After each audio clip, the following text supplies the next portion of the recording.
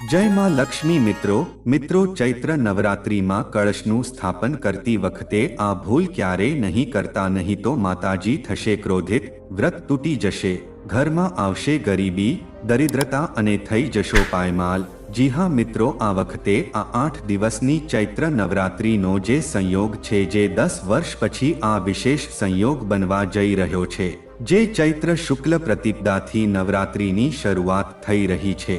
30 માર્ચે શરૂ થનારી ચૈત્ર નવરાત્રિમાં મા દુર્ગાના 9 સ્વરૂપોની પૂજા અને આરાધના શરૂ થશે।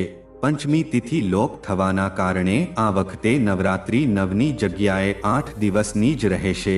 જ્યોતિષાચાર્યએ જણાવ્યું કે ચૈત્ર શુક્લ પ્રતિપદાથી નવરાત્રિની શરૂઆત થશે।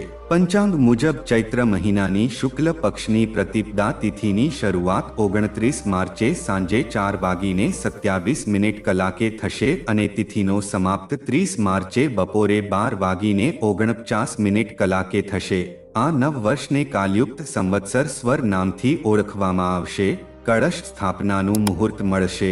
વૈશાખ કૃષ્ણ પક્ષ તૃતીયા 15 એપ્રિલથી નવા સંવત્સર સિદ્ધાર્થની શરૂઆત થશે, પરંતુ સમગ્ર વર્ષ કાલયુક્ત સંવત્સર જ માન્ય રહેશે।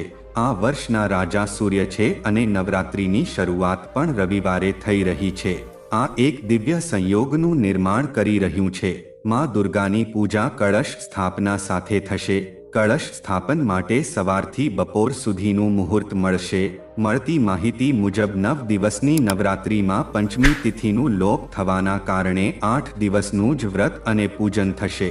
અષ્ટમી તિથિનું વ્રત 5 એપ્રિલે અને સંધિ પૂજન 6 એપ્રિલે થશે। નવમી તિથિ અને નવરાત્રિનું સમાપન 6 એપ્રિલે થશે। શ્રીરામ જન્મોત્સવ પણ 6 એપ્રિલે ઉજવવામાં આવશે। આ પક્ષમાં પંચમી તિથિનું હાનિ થવાના કારણે આ પક્ષ 14 દિવસનું જ રહેશે। માતાનો આગમન અને ગમન હાથી પર થવાના કારણે આ નવરાત્રિ શુભ ફળદાયી રહેશે। ઘર પરિવારમાં સુખ શાંતિ બની રહેશે। ધાર્મિક માન્યતા મુજબ આ દિવસે બ્રહ્માજીએ સૃષ્ટિની રચના કરી હતી। આ જ દિવસે મર્યાદા પુરુષોત્તમ ભગવાન શ્રી રામ અને ધર્મરાજ યુધિષ્ઠિરનું રાજ્યાભિષેક થયો હતું। નવરાત્રિના 9 દિવસ દરમિયાન માં દુર્ગાની પૂજા કરવા સાથે વ્રત રાખવામાં આવે છે। જો કે નવરાત્રિની પૂજા ત્યારે જ સંપૂર્ણ માની શકાય જ્યારે આ દરમિયાન ઘરમાં અખંડ જ્યોત અને કળશ સ્થાપના કરવામાં આવે। આ 9 દિવસ દરમિયાન ઘરમાં દરેક સમયે અખંડ જ્યોત પ્રગટેલી રહેવી શુભ માનવામાં આવે છે। આ ઉપરાંત નવરાત્રિના પ્રથમ દિવસે ઘરમાં ઘટ સ્થાપના કરવામાં આવે છે। કળશ સ્થાપન દરમિયાન અને પછી 9 દિવસ સુધી કેટલાક નિયમોનું પાલન કરવું જરૂરી હોય છે, નહીં તો પૂજા અધૂરી માનવામાં આવે છે અને માં દુર્ગાનું આશીર્વાદ પ્રાપ્ત થતા નથી। તો ચાલો આપણે વિગતવાર જાણીએ કળશ સ્થાપનના મહત્વપૂર્ણ નિયમો વિશે। ચૈત્ર નવરાત્રિ કળશ સ્થાપના મુહૂર્ત 2025। કળશ સ્થાપના નવરાત્રિની પૂજાનું એક મહત્વપૂર્ણ ભાગ હોય છે। આ દરમિયાન વિશેષ મુહૂર્તમાં કળશ સ્થાપના કરવાથી માં દુર્ગાની કૃપા પ્રાપ્ત થાય છે। 2025માં કળશ સ્થાપન માટે નીચે મુજબના મુહૂર્ત છે। પ્રથમ મુહૂર્ત 30 માર્ચ 2025 સવારે 6:01 કલાકેથી 10:02 કલાક સુધી। બીજું મુહૂર્ત અભિજીત મુહૂર્ત 30 માર્ચ 2025 બપોરે 12:01 કલાકેથી 12:50 કલાક સુધી। આ મુહૂર્તમાં કળશ સ્થાપના કરવી અત્યંત ફળદાયી માનવામાં આવે છે। કળશ સ્થાપનના મહત્વપૂર્ણ નિયમો। કળશ સ્થાપન માટે તમે જે ઘડાનો ઉપયોગ કરો છો તે ગંદો ન હોવું જોઈએ। ઘડામાં માટી અને ગંદુ પાણી ન ભરવું જોઈએ। આ ઉપરાંત પૂજામાં ખંડિત ઘડાનો ઉપયોગ ન કરવો જોઈએ। કળશ એકવાર સ્થાપિત કરી દીધો હોય તો તેને નવરાત્રિના 9 દિવસ દરમિયાન ભૂલથી પણ હલાવવો નહીં તો પાપ લાગવાની શક્યતા રહે છે। આ ઉપરાંત ઘડાને અપવિત્ર હાથે સ્પર્શ કરવો ન જોઈએ। જ્યાં કળશ સ્થાપન કરવામાં આવે છે તે સ્થાન શુદ્ધ હોવું જોઈએ। કળશની આસપાસનું સ્થળ પણ સ્વચ્છ રાખવું જોઈએ। બાથરૂમ અને શૌચાલયની નજીક કળશ સ્થાપિત કરવો નહીં। જો તમે તમારા ઘરમાં કળશ સ્થાપના કરી હોય તો આ 9 દિવસ દરમિયાન ઘરને એકલું ન છોડો। ધાર્મિક માન્યતા અનુસાર ઘરને એકલું છોડી દેવાથી માતાજી નારાજ થઈ શકે છે। નવરાત્રી દરમિયાન માં દુર્ગાની પૂજા કરવા સાથે કળશની પણ નિયમિત રીતે પૂજા કરવી જોઈએ. 9 દિવસ બાદ કલશમાં રહેલી સામગ્રીને વિધિપૂર્વક કોઈ નદીમાં વિસર્જિત કરી દેવી જોઈએ. ત્યારબાદ જ નવરાત્રીની પૂજા સંપૂર્ણ માનવામાં આવે છે. કળશ સ્થાપન કરતી વખતે ન કરવી જોઈએ આ ભૂલો. કળશ સ્થાપન માટે યોગ્ય દિશા ઉત્તર પૂર્વ એટલે કે ઈશાન ખૂણો છે. આ દિશામાં તમારે કળશ સ્થાપિત કરવો જોઈએ.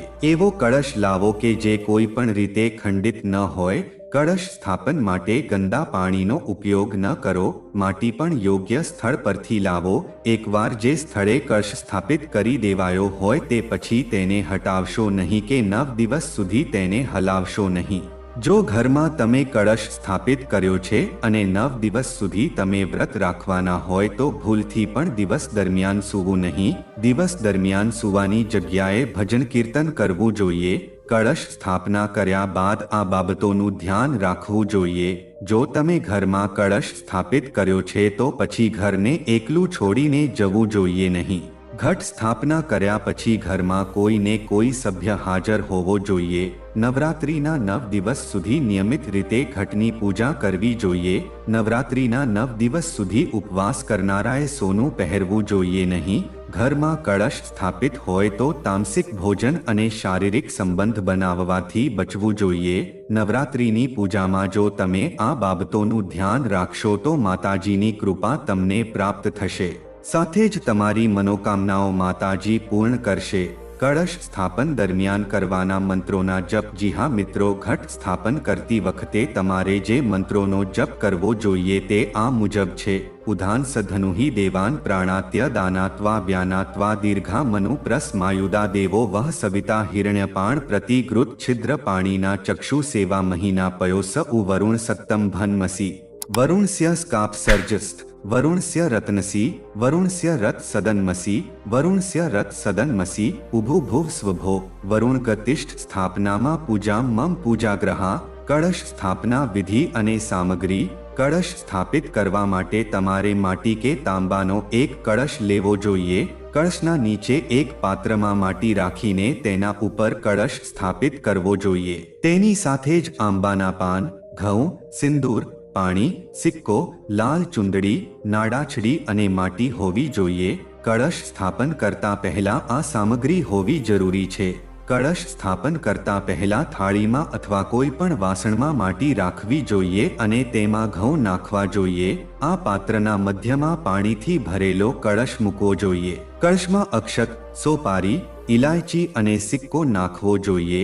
ત્યારબાદ કળશના મુખ પર આંબાના પાન મૂકવા જોઈએ અને ત્યારબાદ નારિયેળને ચૂંદડીમાં લપેટી કળશના મુખ પર રાખવું જોઈએ.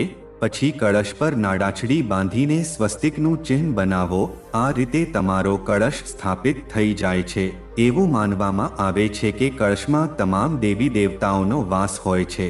તેથી જો તમે નવરાત્રિના પ્રથમ દિવસે કળશ સ્થાપિત કરો છો તો તમામ દેવી દેવતા તમારી પૂજાના સાક્ષી બની જાય છે.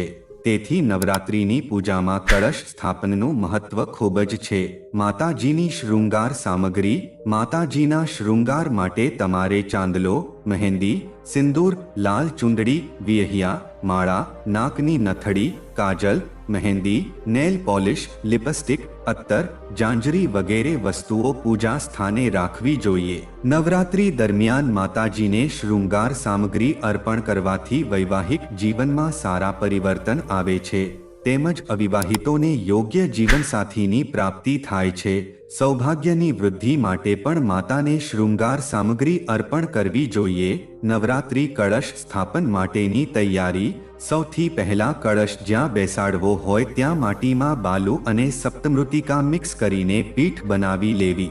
એમાં થોડી ઊંડાઈ રાખવી જેથી કળશ બરાબર બેસી જાય. પહેલા કલશને ધોઈને તેના પર સ્વસ્તિકનું ચિહ્ન બનાવવું અને સિંદૂરનું તિલક કરવું. પછી કળશને માટીના પીઠ પર મૂકો. કળશના ગળામાં નાડાછડી લપેટવી. કળશને ઉત્તર અથવા ઉત્તર પૂર્વ દિશામાં રાખવો જોઈએ. નવરાત્રી કળશ સ્થાપન માટે પૃથ્વી માતાની પૂજા. કળશની નીચે તમે જે માટી ફેલાવી છે તેને જમણા હાથથી સ્પર્શ કરીને મંત્ર બોલવો. ભૂસી ભૂમિ રસ્ય તીર્ષિ વિશ્વધયા વિશ્વસ્ય ભુવન સે ધરતી પૃથ્વી યચ પૃથ્વી ધ્રુવ વંઘ પૃથ્વી માહી વંશીય. કળશની નીચે ઘઉં અને સપ્તધાન પાથરવાનો મંત્ર. ધાન્યમ સધનુહિ દેવાન પ્રાણાતો દાનાત્વા વ્યાનાત્વા દીર્ઘા મનુપ્રસ્માયુદા દેવો વહ સવિતા હિરણ્યપાણ પ્રતિગૃત છિદ્ર પાણીના ચક્ષુષત્વા મહિના પયોસ. આ મંત્ર બોલતા ઘઉં અને સપ્તધાન કળશની નીચેની માટીમાં પાથરી દો. નવરાત્રિ કળશની પૂજા. કળશને સ્પર્શ કરતા મંત્ર બોલવો. અઘ્ર કલશ મહિયાત્વા વિશત વિંદ પુનર્જાગરણ એટલે કલશમાં જળ ભરવામાં આવે છે અને તે માટે જળ ભરતા આ મંત્ર બોલવો જોઈએ. વરુણસ્ય ઉત્તમ ભન્મસી વરુણસ્ય સ્કાપ સર્જનસ્થ વરુણસ્ય રથ સદનમસી વરુણસ્ય રથ સદનમસી વરુણસ્યત સદનમસી. આ મંત્ર બોલતા જળને કળશનાગા સુધી ભરી દો. કળશમાં ચંદન અર્પણ કરવાનો મંત્ર.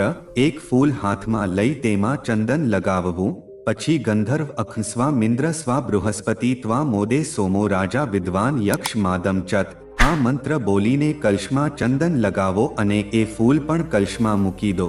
તો મિત્રો, જો વિડીયો તમને ગમ્યો હોય તો વિડીયોને લાઈક કરી કમેન્ટ બોક્સમાં જય માતાજી જરૂર લખજો.